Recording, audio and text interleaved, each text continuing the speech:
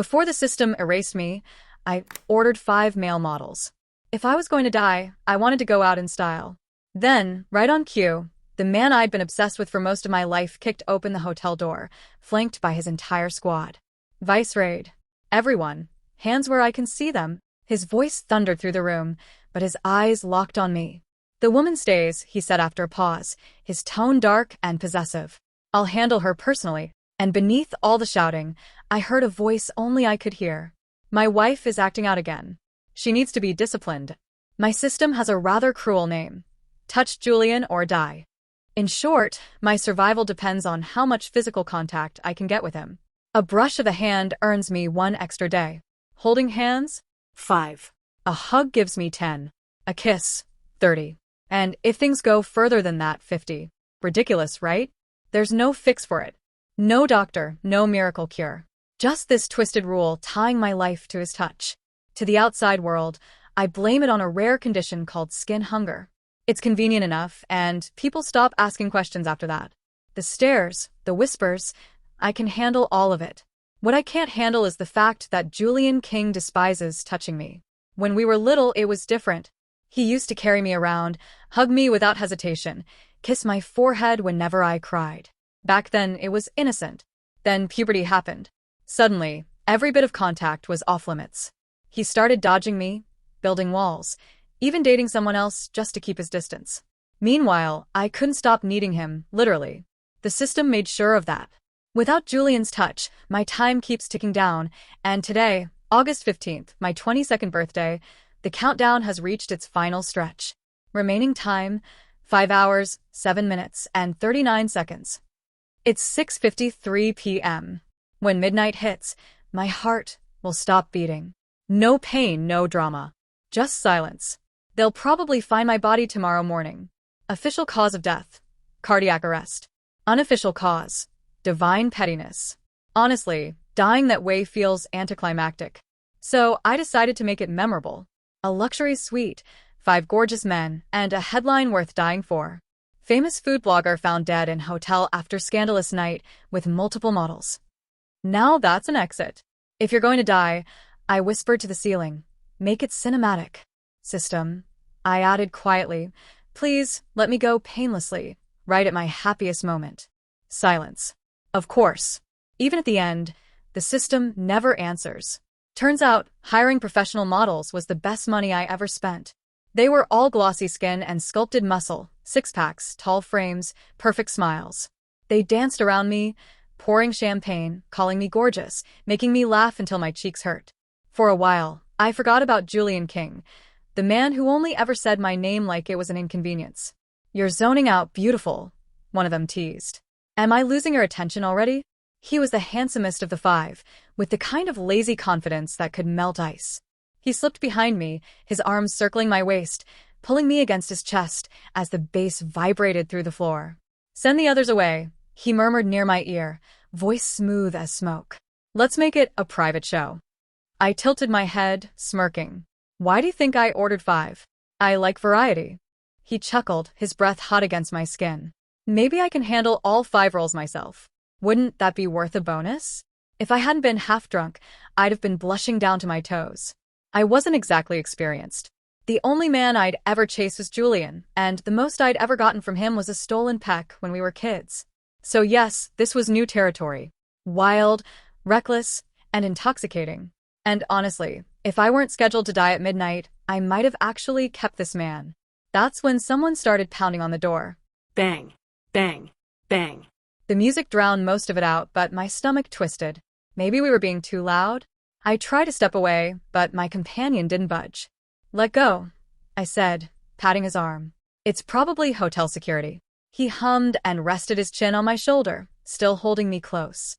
If it's security, I'll protect you. Can't let them ruin your fun, right? Good grief.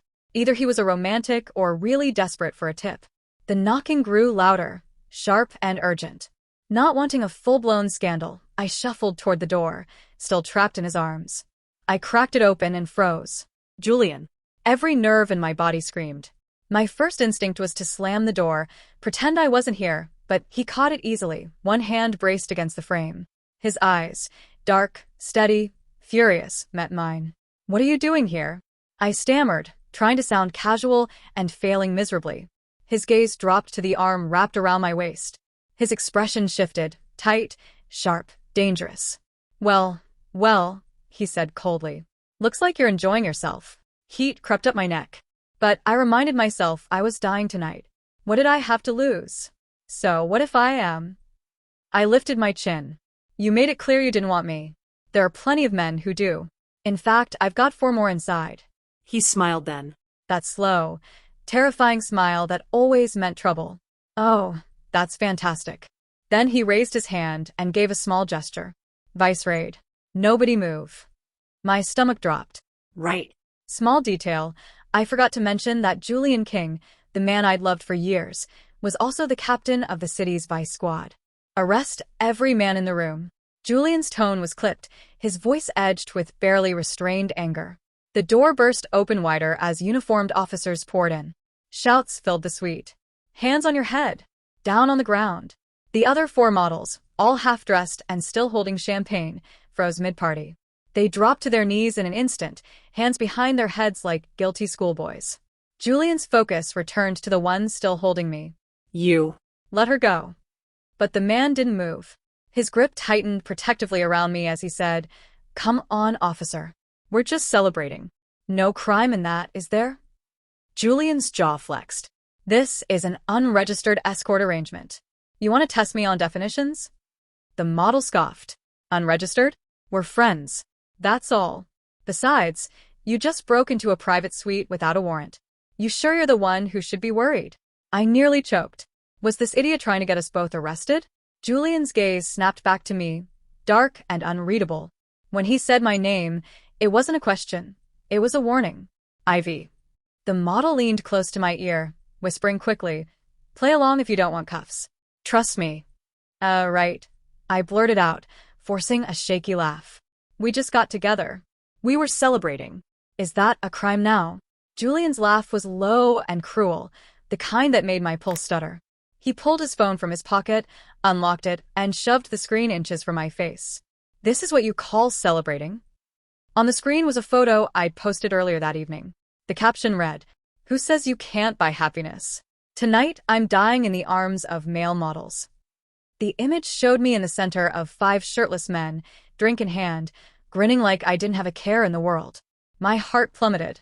I could have sworn that post was private, visible only to a small group of friends. So how did it end up in his hands?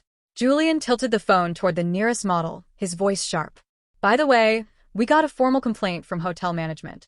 So if you're planning to report me, go ahead. Before I could react, he grabbed my wrist and pulled me out of the man's arms. His eyes swept the room, half-empty bottles, clothes tossed over furniture, glittering chaos everywhere. His jaw tightened. Everyone get dressed. You're all coming down with us. The models groaned, muttering curses under their breath as they pulled on their shirts. A few shot me dirty looks on their way out. I mourned their abs like fallen heroes. My favorite of the bunch was the last to move. I tried sneaking one last look, but a hand suddenly covered my eyes. Ding. Life value plus 10 days. Julian's chest pressed firmly against my back. His scent, clean soap and storm, filled my lungs. My heart tripped over itself. Sir, everyone's secured, an officer reported. Just the woman left. Julian didn't even glance his way. His voice was cold, deliberate. She stays. I'll handle her privately. The venom in his tone could have frozen air. For a second, I wondered if he was jealous. Then I reminded myself, Julian King didn't get jealous. Not over me. I assumed he was taking me straight to the precinct. He didn't. Julian ordered his team to escort the models away, then waited until the door shut behind them. When we were alone, he let go of my wrist, turned, and kicked the door closed with enough force to rattle the hinges. I flinched. Aren't we going with them? He ignored the question, tugging off his uniform jacket and loosening his collar. The dim light caught the sharp lines of his face and the fury simmering beneath it. He took slow, deliberate steps toward me until my back hit the wall. His arms braced on either side of my head, caging me in. Ivy, he said, his voice low and rough, didn't you once say you couldn't live without me? That I was the only one you'd ever love? His eyes darkened. Is this what you meant? There was a crack in his voice, something too human to be pure anger. Almost pain. But what right did he have to sound hurt? He'd rejected me, ignored me, treated my affection like a nuisance. I was dying. Couldn't I spend my last hours however I wanted? Ivy, he snapped. Answer me. The dam burst. My frustration and sadness crashed out in a single, ragged breath. Yes. This is my love. I loved you, Julian. I begged, I waited, I chased. And you never wanted me back. So fine. I'll stop. Happy now. Tears blurred my vision. If you think I'm pathetic, congratulations, you're right. I won't bother you anymore. He stared at me, breathing hard. You want to arrest me? I spat. Interrogate me? Fine. I'll confess everything. I paid them, all 5. Because tonight, Ivy Jones was going to. His hand suddenly cupped the back of my head, and his mouth crashed against mine. My words died instantly. Ding. Life value plus 30 days. When my brain finally caught up, I realized he was pushing me onto the sofa, one hand pinning me down as he ripped open the buttons on his shirt. And then I heard it again, the voice in my head that wasn't mine. My wife is out of control. She needs disciplined. She needs to remember who she belongs to. I froze. Julian's lips were still on mine, but that voice, clear, deep, and private, echoed inside my skull. What the hell? A sharp nip on my lip made me gasp. I tried to push him away, but he caught my hands and guided them down his chest, over his abs. My heart thudded violently. My palm met warm, solid muscle. Then the voice spoke again. If touching me makes her happy, then fine. I'll let her. I won't hold it against her. If I keep pretending I don't care, she'll leave me for good. 2 years of working out. They have to be better than those pretty boys. She'll like them, won't she? Julian suddenly pulled back, face unreadable. His shirt hung open, his tone flat. You like abs, right? Go ahead. Touch all you want. Under normal circumstances, I would have slapped him. But now? That voice was still in my head. His voice. His thoughts. Julian, I stammered. Why did you? A sharp knock on the door cut me off. Captain King, came a muffled voice. We got a call from upstairs. It's a misunderstanding. Orders are to release them. Julian froze. His expression hardened. He turned to me slowly, his gaze sharp as glass. Well, he muttered. Looks like one of your little boy toys has powerful friends. Boy toys? Excuse you. They were professionals. Julian straightened, running a hand through his hair as he began rebuttoning his shirt, his thoughts practically echoing in my mind. Great. Maybe that guy's a CEO's kid or something. Perfect. Just perfect. Now I look like a jealous idiot. He didn't say any of it out loud, but the irritation in his mental voice was almost comical. I sat frozen, trying to make sense of it. I'd never heard anyone's thoughts before. My system never even talked back, it only tracked time and health. Julian opened the door. Leaning casually against the wall was him, the charming model from before. He grinned at Julian, full of mischief. Take care, officer. Julian's jaw tightened. He turned to me. You're coming with me. Now. The model arched an eyebrow. Didn't your team just confirm it was all a misunderstanding? Sounds like abuse of authority to me. He stepped forward until he and Julian were chest to chest. The air practically hummed between them. Julian smirked, tilting his head slightly. On the grounds that she wouldn't want her parents to hear about this, he said softly. She's coming with me. The model's smile faltered, but before he could reply, Julian's inner voice snarled through my mind. Back off, pretty boy. My wife and I have history. You're nothing but a distraction. When it came to my parents, Julian had me completely trapped. My family situation was delicate. My mother had passed when I was very young. My stepmother now ran the household, complete with her own son. Our relationship could best be described as a tense, unspoken truce. My father, thanks to his own father's political connections, had risen to a powerful position. Everything in his life revolved around influence, appearances, and reputation. He showed affection mostly through money, but his rules were strict. I could live freely, so long as I never embarrassed the family name. Choosing to become a food blogger instead of following the predictable government track had infuriated him. Just yesterday, he'd finally kicked me out. Let's see how far you get without our name and money, he'd said as he slammed the door. I was a fresh graduate with barely any savings. That presidential suite and 5 male models had wiped out everything I had. What I thought would be a final, dazzling celebration had suddenly become a one-way ticket to financial ruin. If my father ever learned about the models, I wouldn't need my system to finish me. He'd handle it himself. So, with Julian holding the ultimate leverage, I had no choice but to comply. Fine, I muttered. Let's go. I never expected that model, Leo, to ride a high-powered motorcycle. How could someone supposedly scraping by afford such a machine? Hop on, he said, sliding me a helmet with a boyish grin. I'll give you a lift to the station. Consider it part of the service you paid for. If I could, I would have demanded a partial refund. Julian lingered in the lobby, speaking with the hotel manager. When he caught sight of us, his face darkened immediately. He strode toward me. Ivy, wait in the car, he barked. No need, officer, Leo said smoothly, strapping on his helmet. I've got this. He lifted me onto the bike, spinning the engine to life, and we shot forward like a bullet. I shrieked, clutching him tight, as wind whipped past. There was a faint trace of tobacco on his jacket, oddly familiar. My name's Leo, he shouted over the roar. Remember it, I yelled back, gripping him like my life depended on it. At the station, Julian arrived shortly after us, radiating the kind of icy intensity that made everyone else shrink back. Clever Leo had managed to snag my number and follow me on social media before Julian pulled up, vanishing into the night and leaving me to face the consequences. The front desk officer eyed me like I was trouble incarnate. Pretty girl like you, and here you are. What a waste. Young women these days. I opened my mouth to defend myself, but Julian tapped the officer sharply on the shoulder. She's with me, he said, casually, and yet my chest skipped a beat. The memory of our kiss at the hotel surged back. Oh, with you, huh? The officer's tone changed instantly, dripping with curiosity. He leaned forward, but Julian yanked me by the hood and led me toward his desk. I'm changing. Wait here, he ordered. Why even bring me here? I didn't break the law, I muttered. My hotel room was booked until noon tomorrow. I just wanted sleep. Who says you didn't? Julian scoffed. We'll settle this at home. At home? Before I could question him, he vanished into the back room. The gossipy officer sidled closer, lowering his voice.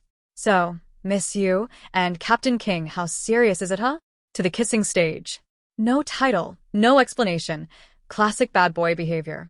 Normally, I'd be furious, but the way his inner thoughts had peeked into my mind, it complicated things. I shook my head, trying to deny it. No, we're just childhood friends. I'm not his girlfriend. Then a thought struck me. He's had a girlfriend for 2 or 3 years, right? Shouldn't I have met her? The office froze. Everyone stared. A younger officer waved a hand dismissively. What?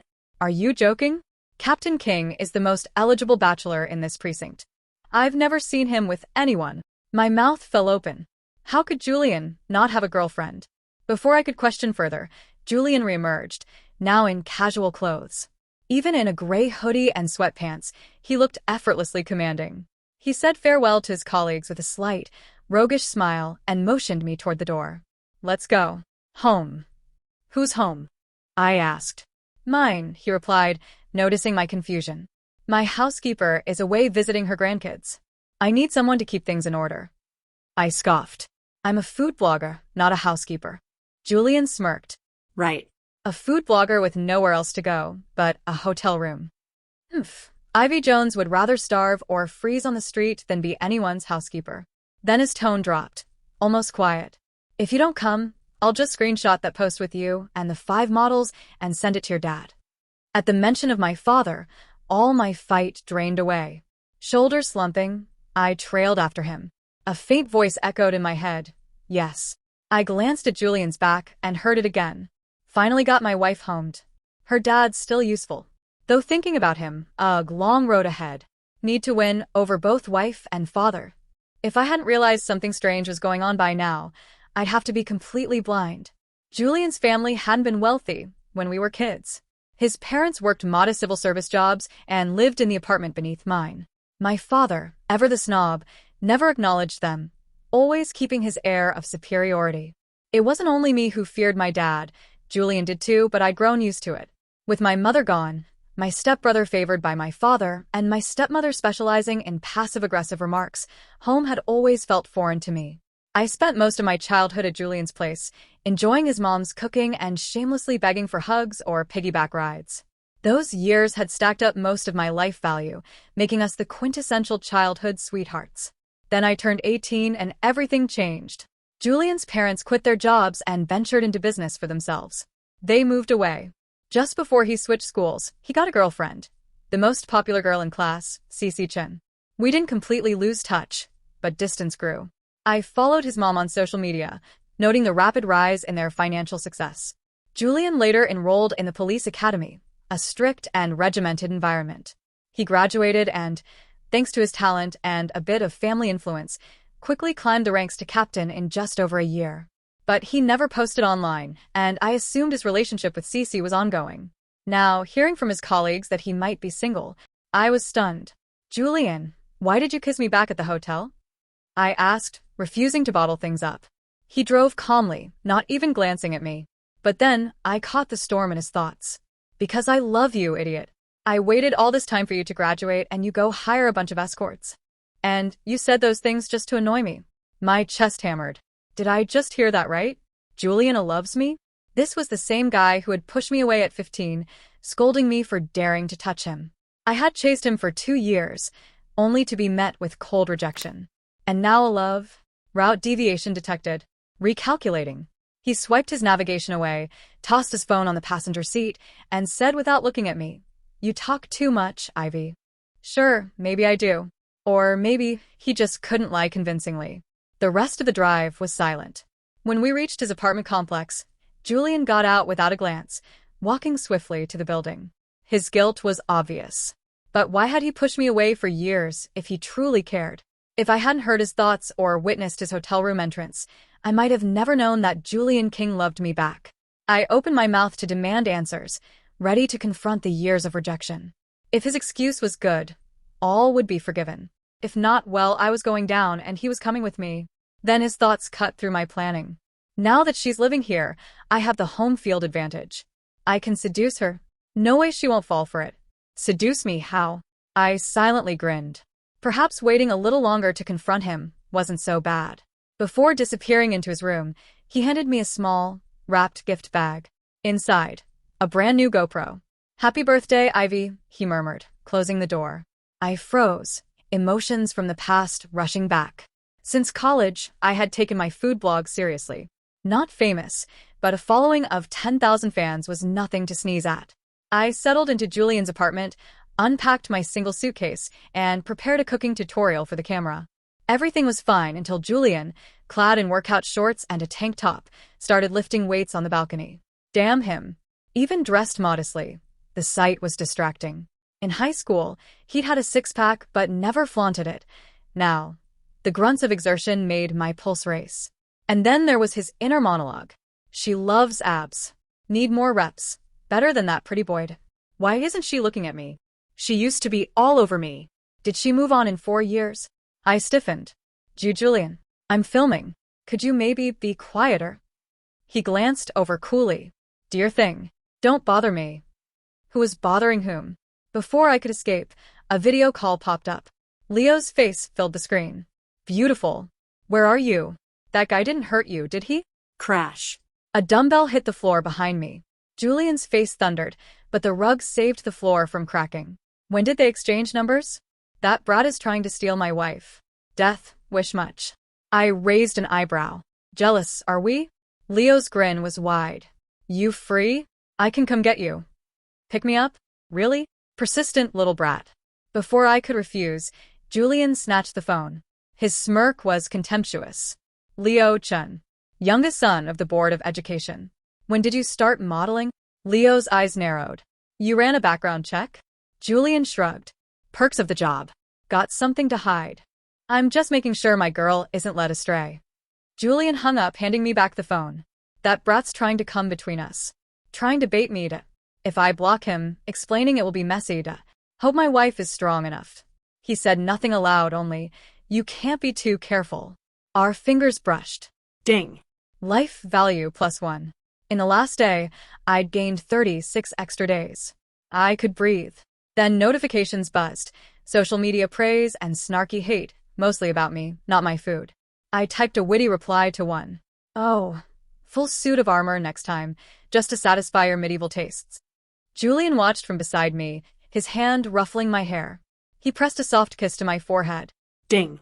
Life value plus 15. My heart couldn't handle it. And then I heard it. She's so cute. I want to kiss her again. Before anything could happen, Julian's phone rang. The caller ID, Cece Chen. Julian's ex-girlfriend. Julian's brow furrowed when he saw the caller ID. He glanced at me briefly, then retreated into his bedroom to take the call, clearly wanting to keep it private. The interruption passed, but my motivation to film evaporated. I sank onto the sofa, chest tight with frustration.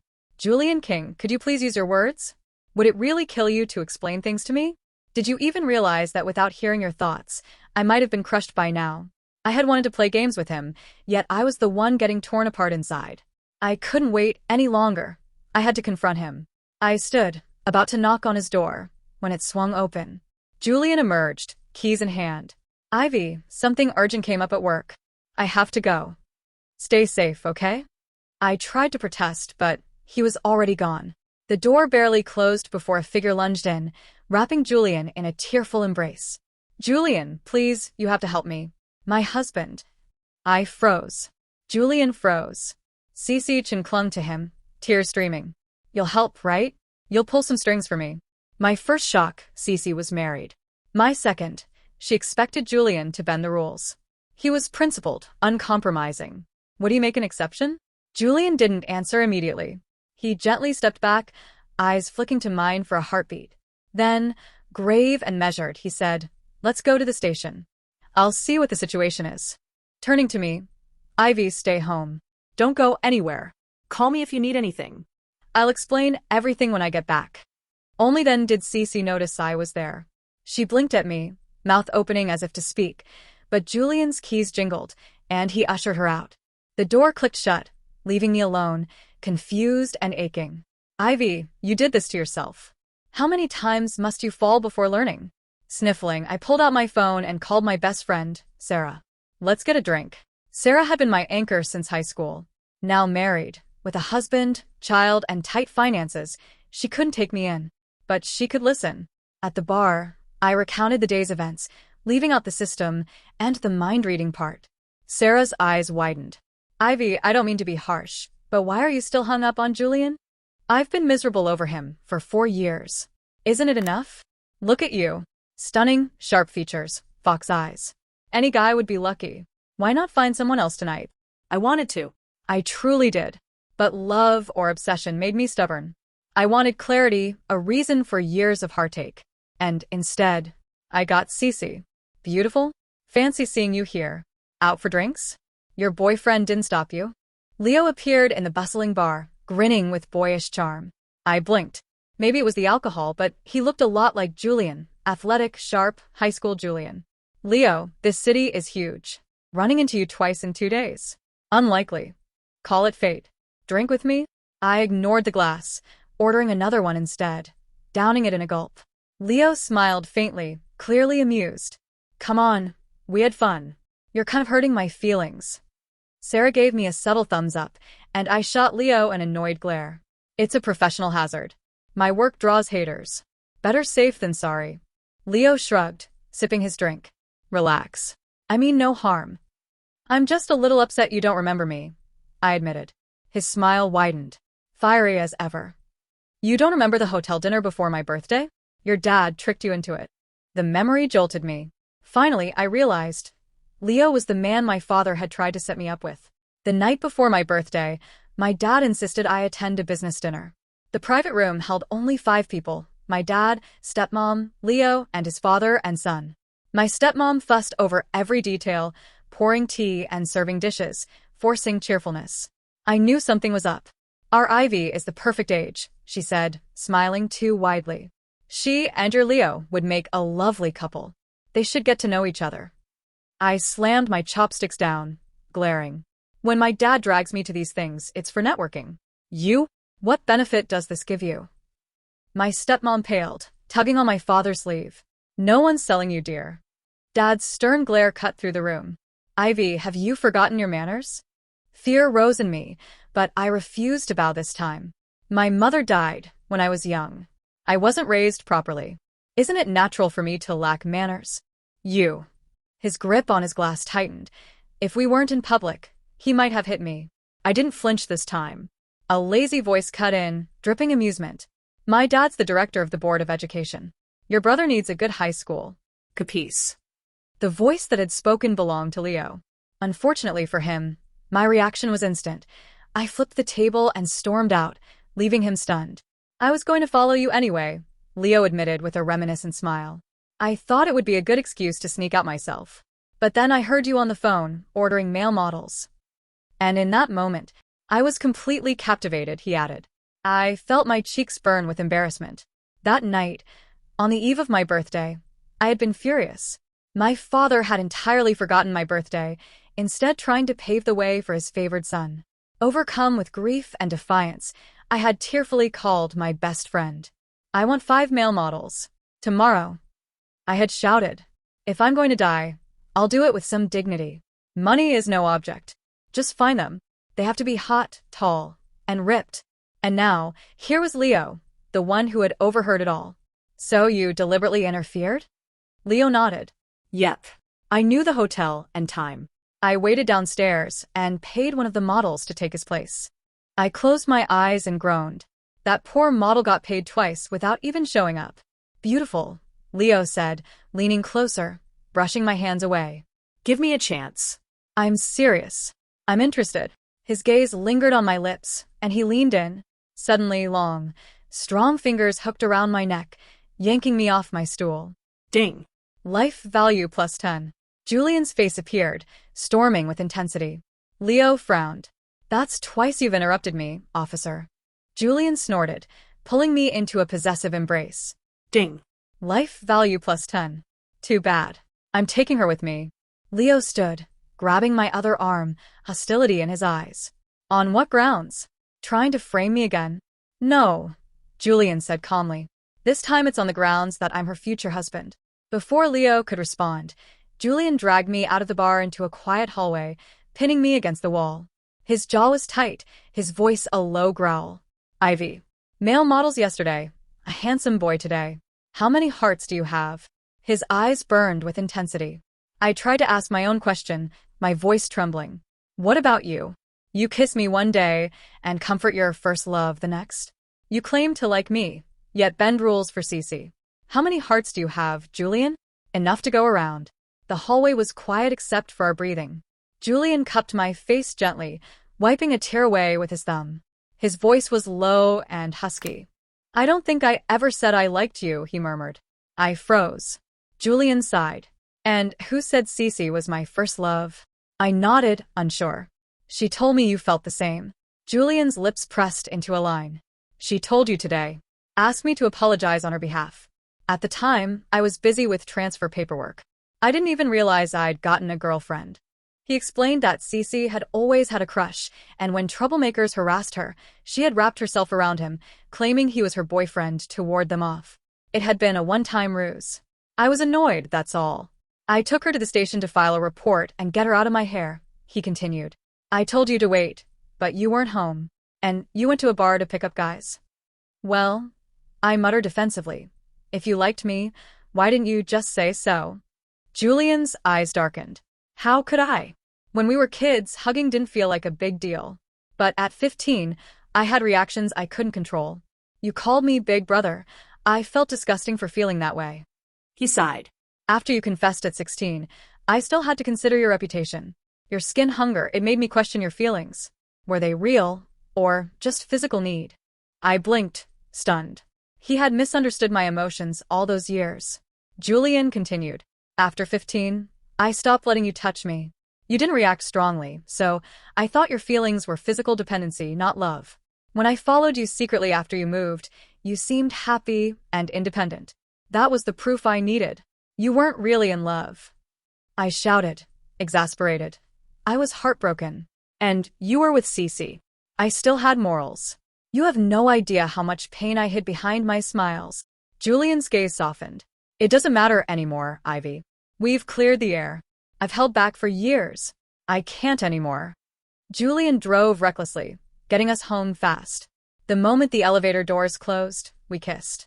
Julian, I whispered, breathless, wrapping my arms around him. His clear eyes were clouded with something I couldn't name. When the elevator opened, I flashed him a teasing smile. I want to. Julian's jaw tightened. Suddenly, a burning gaze froze me. I looked up. Dad. Julian's face paled. Mr. Jones. My father approached, his face a cold mask. With a swift motion, he slapped Julian across the face. Julian didn't flinch. Boy, have you forgotten what I told you? My father demanded. I gasped, rushing to Julian's side. Dad, what are you doing? Julian touched his cheek, standing tall. I haven't forgotten, sir. I agreed to your terms back then, because I was nothing. But now, I can give her a secure future. Secure? Dad scoffed. More secure than the Chin family? He turned to me, disappointment heavy in his gaze. Leo Chin called tonight. He said it's a shame, but you two aren't compatible. Ivy, can't you ever be sensible? The ache in my chest was sharp. I'd known for years. In my father's world, power and status mattered most. My mother, my stepmother, they were tools. The only son he valued was my stepbrother. Yet a foolish part of me had hoped he could love me. Tonight, that hope died. So, Dad, I said, dangerously quiet. You want to see Julian back then? I hadn't been wrong. My father had indeed intervened, just days before Julian transferred schools, and the reason was my so-called illness. Like many traditional parents, he didn't think kids had real problems. Skin hunger? In his mind, it was just spoiled behavior. Just as some parents dismiss depression with, I feed you, I clothe you, what do you have to be sad about? He thought my condition was a ploy for attention. Yet he knew me well enough to know that simply sending me away wouldn't solve anything. So he went after Julian. In no time, with a few carefully chosen sentences, he crushed an 18-year-old boy. Look at your family versus ours. Are you truly worthy? Is what she feels for you love, or dependency built over years of proximity? Your parents, their careers are in my hands. Now it all made sense. Julian's relentless work ethic in college, his father suddenly quitting his job and moving the family during Julian's final high school year. It was all because of my father. I shuddered at how confidently he could interfere in another family's life and feel justified. Dad, I said, a bitter laugh escaping. Was it concern for me or worry over gossip and losing face? I'm guessing the latter, he said with a shrug. He frowned, clearly uninterested in emotions. To him, family was a tool for stability, not trouble. Handling my problem had been an act of his version of love. Whatever the reason, you caused a scene. As your father, it was my duty to act. Was I wrong? A tear slid down my cheek, but I smiled. Relief mingled with resignation. Perhaps my father loved me in his own way, but always conditional on his ambition and interests. No, you weren't wrong. How could you be? But Dad, stay out of my business from now on. I'll handle my future myself. His eyes narrowed, calculating. Same look as closing a business deal. I waved dismissively. You've kicked me out. I'm not taking a penny from you. Let's see how I do alone. But Dad, I'm an internet personality now. Wouldn't it worry you if I casually shared family drama online? My words hit hard. His eyes widened, fists clenching. Ivy, you're threatening your own father? He's my father by blood, yes. But family? That's debatable. I smiled coldly. Julian stepped forward, straight-backed and steady. Sir, my family may lack the connections the Chens have, he said, voice calm but firm. But our assets and networks are no longer pushovers. There may even come a time when you need a favor from us. So, do we burn this bridge or keep things civil? Your choice. I could hear Julian's inner panic. He's terrifying. Am I crazy for speaking like this to my future father-in-law? I can't let him hurt her. I held his hand firmly, meeting my father's gaze without flinching. After a tense pause, my father snorted. Fine. You two are fine. The elevator closed behind him, and we both exhaled in relief, smiling tiredly at each other. Your dad's intimidation factor is unreal, Julian said, clutching his chest. My heart almost leapt out of my throat. I nodded solemnly. This is just the beginning. More battles are coming. Are you scared? Julian shrugged. A little, but I'm not backing down. We collapsed onto the sofa, gulping water. I watched him, curious. Julian, why didn't you tell me the truth at the bar? Because of you, he replied, voice heavy with old regret. After talking to your dad, I wanted to find you immediately. I told myself that as long as you genuinely loved me, I'd fight for us, go against him, do whatever it took. I gasped, remembering the old student lounge window. Sarah and I had been watching the boys play basketball. I'd sighed dramatically. I think I've already chosen Julian for life. Julian had overheard years ago and misunderstood my words as a physical need. Ivy, he said now, cupping my face, even if you hadn't hired those models, I would have found you. I waited for you to graduate. I wasn't letting you get away.